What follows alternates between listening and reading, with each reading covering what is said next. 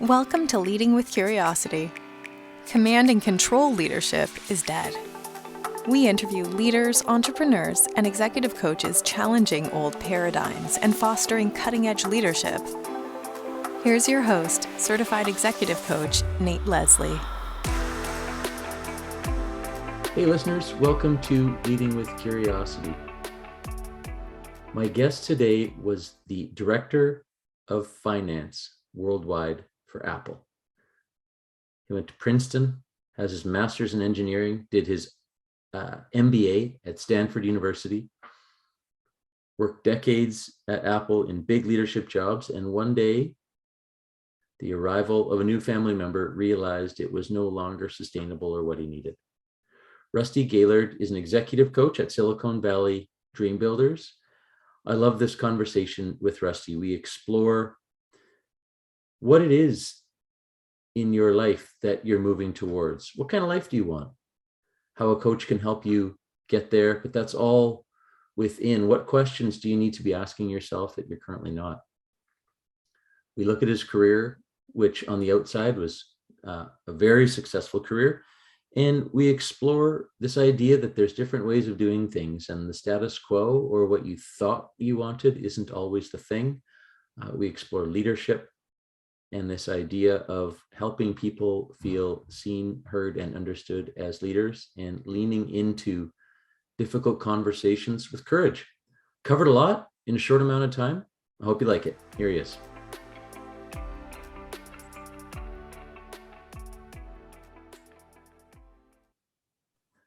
Rusty Gaillard, welcome to Leading with Curiosity. Thanks, Nate. Happy to be here. You know, the first thing that caught my attention when we met online, as we did, and I saw what you were doing in the coaching world, is your background. Undergrad at Princeton, University of Dayton, Masters, Stanford University, MBA. You're based in the Silicon Valley now, and you had a huge job at Apple, and one day you decided that wasn't the right fit. Can you just share with our listeners your journey to this point today? Absolutely. My early career, the first 20 odd years of my career, I consider it to be a very traditional kind of corporate experience. I grew up in a house where my dad put on a suit every morning and he went to the office, and he worked at the same company my entire life. That was my model of what success was. That was clearly his model of success. And that was kind of the path that I was following. After I graduated from college, I went to work at General Electric, huge company. Jack Welch was the CEO, right? It's like one of the biggest companies in the world at that point. Worked there for 5 years, and then I left to go to business school at Stanford. After graduating, a couple of years after graduating, I found my way to Apple. And this was in 2005, before the iPhone was released.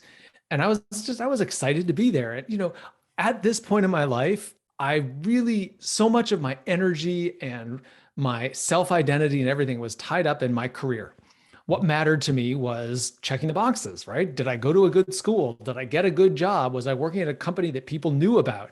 Did I have an important job? Was I climbing the ladder? Like all of these external metrics of success was what mattered to me. And this was all going great up until the point when my son was born. Now, when my son was about 2, I was the worldwide director of finance at Apple, and I was leading our global sales forecast for Apple. And it was a big job, and it was a ton of pressure. My son was young, and I want to rewind it for a moment to when I was young. I was saying my dad put on a suit and went to work every day. He was almost always home for dinner, and he was around, he was engaged in our life. And there was a part of me that just wanted more of his time and attention and energy as a kid. And I told myself at that point in life that when I got older and I have kids, I'm going to commit more of my time and energy to my kids. Wow. So here I was, this worldwide director of finance at Apple. My son was about 2 years old at this point. And in a worldwide role, that means mornings and evenings and days. And it's just like the whole time is busy because I'm interacting with people all over the world. And I wanted to be home and be present with my son. And I didn't know how to do it. I really had no idea how could I do both of these things. I really felt like I was failing at both because I couldn't do them successfully at the same time. Yeah. My mentality at that point in my life was a trade-off. It's like, well, it's got to be this one or the other one. I can't do both. I now see that there's ways to do both, but I didn't have that skill set at that point in my life. Mm-hmm. And so I had to choose, and I chose being home with my son. The result of that was a great personal decision and like shooting myself in the foot from a career standpoint, because the way I had defined myself up until that point was more success, climbing the ladder, going to the right schools, getting promoted. And to effectively demote myself, I took a lower level job on the team, was taking myself off of that ladder. And everything that had been important to me all of a sudden was in some ways absent. And that really started the beginning of a process that years later led me to becoming a coach. Yeah. Most of us arrive at coaching in one way or another. And how does that experience now influence your coaching? It has a huge influence. I for a couple of reasons. I would say the biggest one is most people, when they go and they look for a coach, they're going for a coach for a specific reason, right? It may be, I don't like my boss, or I'm unhappy in my job, but I don't know how to change. It may be, I feel like I've hit a ceiling and I'm trying to figure out how to get to the next level of success in my career. Mm-hmm. But the question I always start with people is, what makes a good life? What's important to you? Mm. And I start with that question because we get so wrapped up in the external scorecard, just like I was describing for myself, this external scorecard of going to the right schools, getting the best grades, working at a big name company, getting promoted, all of that. It's so easy to get wrapped up in how big is your house? What kind of car do you drive? What's your title? Are you growing? All of that, especially here in Silicon Valley. Yeah. And so I like to start people with that question of, hey, at some point, you're going to reach the end of your life. We all will. And you're going to get to that point, and inevitably people will reflect on their life and say, did I make good choices? Did I invest my time and energy doing things that matter to me? Wow. Am I happy with the kind of life I lived? And I would say, hey, start asking those questions now. Yeah. And maybe the answer is you want to grow in your career and climb to the next level. Great, if that's the right answer for you. And maybe the answer is, I want to do that and I want to be home with my son and be engaged in my family. Great, if that's your answer. But you have to start with that because you need that kind of clarity before you can figure out what are you going to actually do to achieve it. It reminds me of that sequence of coaching questions, if you do nothing, where does this story go? Or if you make the changes that you might not even see possible right now, where does the story go, right? Like that sort of positive or negative horizon, and you saw where it was headed. If I could back up, sorry, go ahead. I see you. I was just going to say about that. When I very much faced that series of questions when I was thinking about leaving Apple to become a coach, because 25 years of my career at that point was invested in the corporate world, working in big companies, working for someone else. I got the MBA at Stanford. I did all of that. And I was contemplating walking away from that to become a coach. And it freaked me out. And I had to ask myself exactly that. When I'm 80 years old or 90 years old and looking back at this moment, what will have been the better choice? The status quo, to play it safe, to stay at Apple, or to take a huge risk, to walk away and go start my own business? Yeah. And when I asked myself the question that way, with the benefit of imagined hindsight, it was so obvious to me that the right answer was to leave and go become a coach. Even if it was a miserable failure and it was a disaster and I had to go crawling back on my hands and knees to Apple and say, please take me back, I still had that sense that it would be the right choice. I remember when I was getting into starting my own business 20 years ago, someone with a lot of experience said, you can always go get a job, Nate. And at that time in my career, I didn't actually believe that. I thought like being able to find a job was a really, even that was great fortune. And I don't mean to sound anything other than more experienced now than I was then, but I think what he meant was, when I look at the story that you just described, 20 20 years of a career, yes, you absolutely could have gone back and got another job if you needed to. You were extremely employable with that type of experience, right? Yeah. And so what is it that's stopping people from taking the leap? And not everyone needs to go start their businesses, but what taking that leap to have that positive time horizon and start moving yourself towards that dream scenario. You know, as I've worked with so many different people and thought about this in my own life and watched other people make choices, whether that's to continue the status quo or to make a choice to make a change, I believe so much of this comes down to one simple attribute, and it's courage. It's the willingness to do something that you don't know what the outcome is going to be. You know, I think people misunderstand courage. People think courage is the absence of fear. And it's not that at all. Courage is a willingness to move forward in the presence of fear. It's a willingness to say, I am nervous. I'm a little afraid about this. I'm uncomfortable. I don't know how it's going to turn out exactly, but I'm going to do it. And that's what courage is. And when you were talking about finding another job, for most of my career, finding a job was very intimidating to me.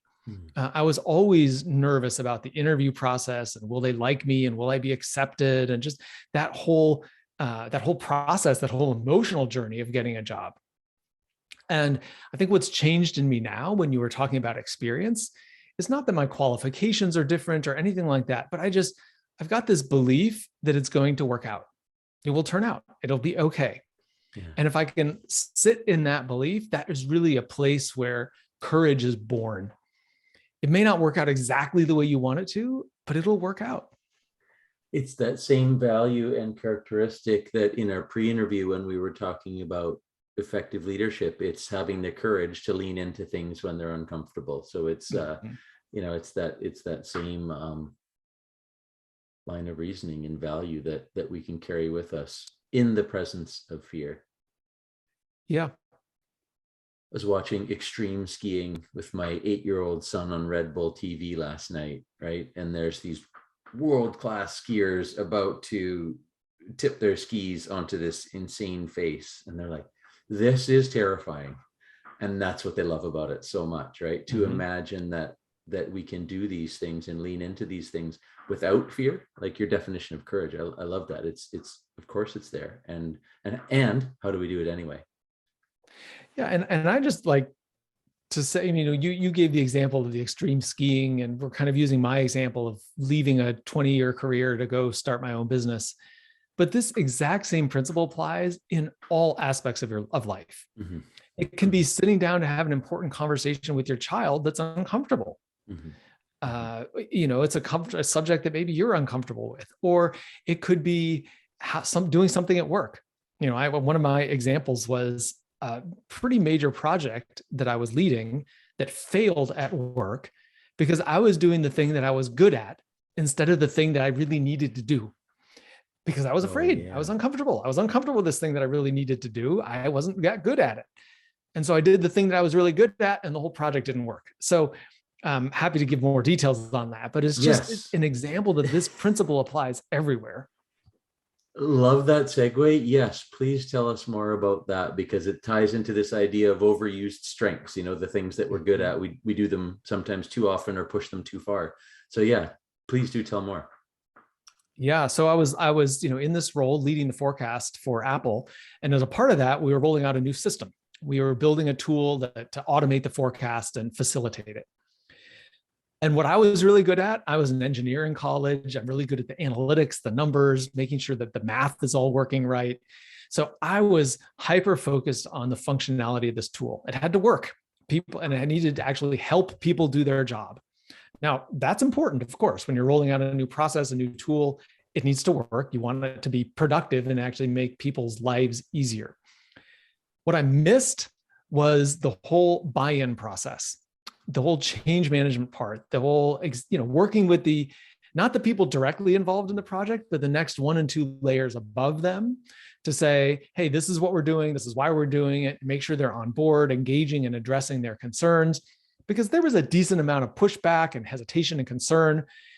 And I was under the belief, hey, if I solve the problem, all of the pushback will go away. And I was wrong, because the pushback is ultimately what sank the project. And we were 2 weeks away from going live, from turning this thing on. And my boss said, I'm going to pull the plug. We don't have the support to make this thing work. Wow. And it was very painful. It was a huge, from my experience, one of my biggest career failures in my corporate career. And it was because I was, as you were just saying, I was overplaying to my strengths. I was doing what I was good at, but I wasn't doing the important and uncomfortable thing. And so for me, that comes back to courage. It's like, are you willing to go face up to what you're nervous about and tackle it, even though it's uncomfortable, even though it's new, even though you think you may not be good at it, but it's what you need to do in order to move forward? Wouldn't it be great? Wouldn't it be easy? Not necessarily great.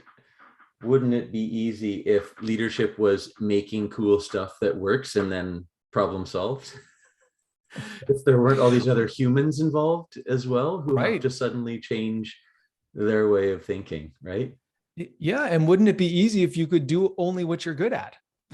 Instead of, I think one of the things that a leader is called to do is to step forward into the things that they're uncomfortable with.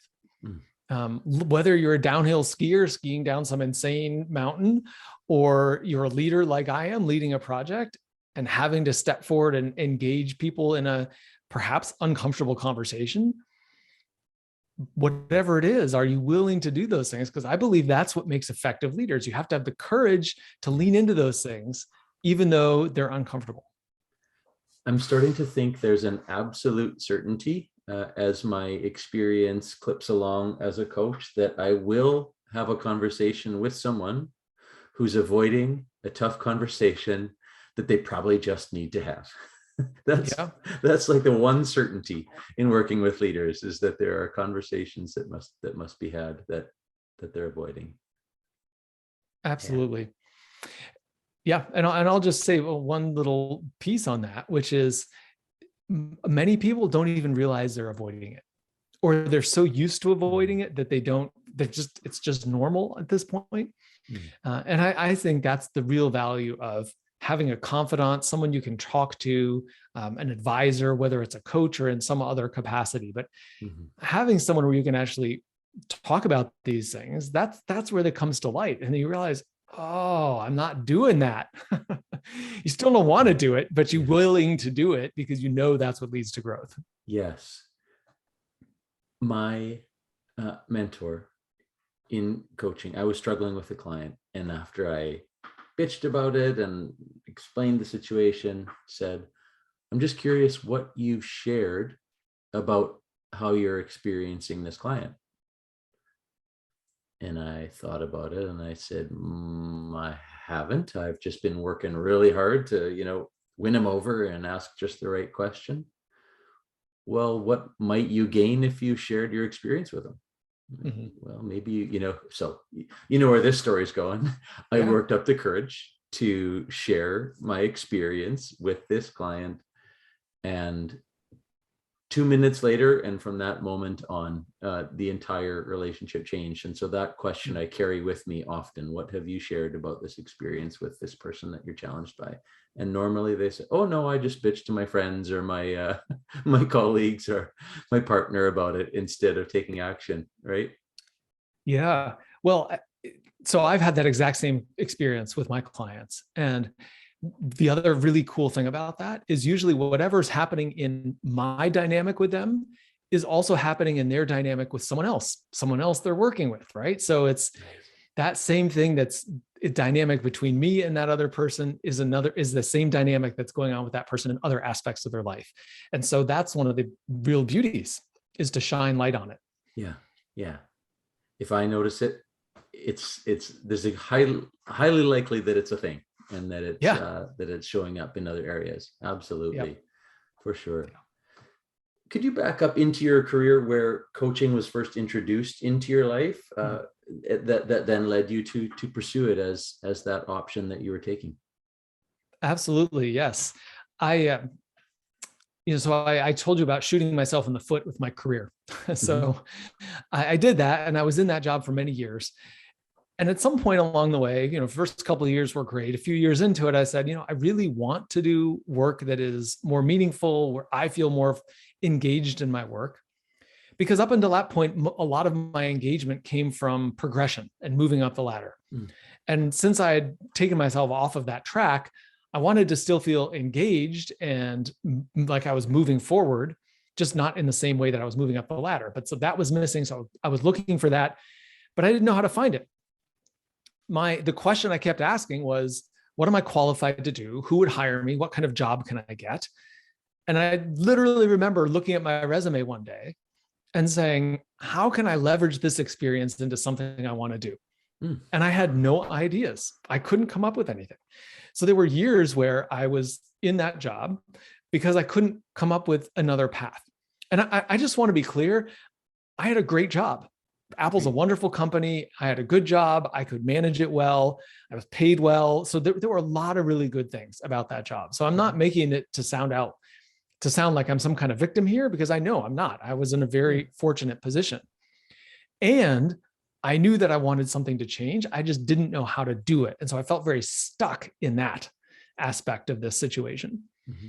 It changed in literally 20 minutes when I was listening to a talk, and this person stood up and just asked us to close our eyes and imagine what kind of life we would really want to create for ourselves in the most extreme version of success that we could imagine. An extreme success meaning not just financial success, but success meaning you love your life. Your life is fantastic in all aspects, both in terms of the work you're doing, your income, your relationships, your health, your free time, all of that. And in that moment, and she then challenged us to say, can you let go of some of the reasons that stand in your way? Like, how could I ever do that? Or I don't know the right people, or I don't have the right background, or I wouldn't make enough money, or what would my parents think or my friends think? And to put all of those reasons away and just imagine, what would great success look like in your life? And she just, through that process that she walked us through, and in that 20 minutes, I just came to realize, what if I did this kind of work? What if I talked to people about what mattered in their life? Because I had some experiences in my life where I had people come into my life where I really connected with them and could share the ups and downs and the challenges and the failures of my own personal journey. And it was such a big impact in my life that I wanted to bring that to other people. So that was opening the door, which I then pretty quickly walked through and went down this path to become a coach. Yeah, and tell us about that. We've talked about your previous journey. Tell us about your coaching, your business, and where it's taken you. Yeah, it's been wonderful, and perhaps not surprising to anybody listening to this story, more challenging than I thought it would be. Mm-hmm. I described the first part of my career as like, it went really well. And I figured, well, this is going to go really well. And it has in many respects, and it's been challenging. I've come to this appreciation that the challenge is a fun part of the journey. It's what I actually like about what I'm doing. Mm-hmm. And it's been a real honor and a privilege to work with people and be a part of them shaping their life in a way that's meaningful to them. And that looks anywhere from leaving their career to go back and get a master's degree and go into a whole different field, to changing jobs, to even staying in the same company, but doing their job differently so that they make decisions more quickly, they have more time, they delegate things better, and enjoy life more, and just enjoy time for themselves and with their family and all of that. So I share that just to say, there's no, when I go back to this question of what kind of life do you want, there's no right answer to that question. It's your answer to that question that matters.